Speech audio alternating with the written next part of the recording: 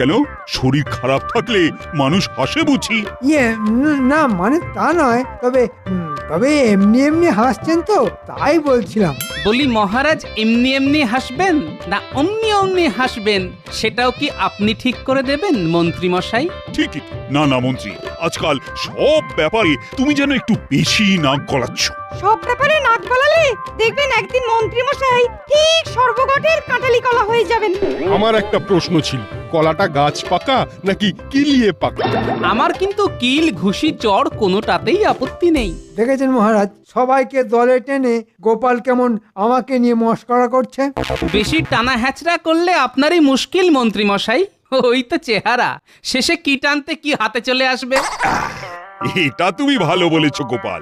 দুধ, ঘি, মাছ, মাংস কোনোটাই মন্ত্রীর গায়েই লাগলো না। লাগবে কি করে মহারাজ? দিনরাত যদি গোপাল আমাকে খোঁটা দেয় তাহলে আমি মোটা হব কি করে? তাহলে মন্ত্রী, আমার শরীর গতিকের কথা না ভেবে তুমি বরং তোমার গায়ে গতরে কিছু বাড়াতে পারো কিনা সেটাই চেষ্টা করে দেখো। বাড়লে ভালো, না বাড়লে আরো ভালো। 7 দিন পরও দেখবেন মন্ত্রী মশাই যেমন ছিল তেমনই আছে।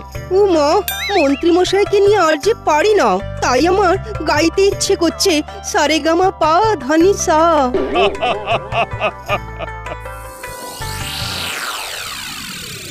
যেমন মহারাজ তেমন হয়েছে তার সাঙ্গ পাঙ্গ।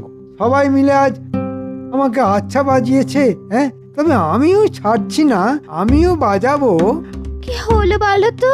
সেই ঘরে ঢোকা থেকে দেখছি খালি গজ গজ আর গজ গজ করছো। বলি হয়েছেটা কি? হবে আবার কি? তবে যা হয়েছে সবই ওই মুখ পোড়া গোপালের জন্য। বেটা মহারাজকে এমন তেল দিল যে মহারাজ একেবারে মনের আনন্দে ভেজে ফেললেন।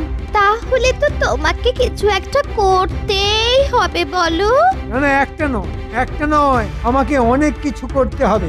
ওই ভুটকো গোপালের মোটা মুখ একেবারে ভোঁতা করে দিতে হবে। তাহলে তুমি নিজের মনে এরকম গজ গজ না করে বরং মাথাটা ঠান্ডা করে ভাবো।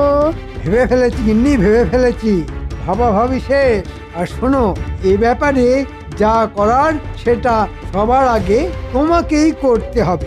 ও বাবা, আমি আবার কি করব? না না, আমাকে আবার তুমি এইসবের মধ্যে টেনে এনো না। আহা, টেনে আনছি কোথায়? আমি তো বরং তোমাকে যেতে বলছি।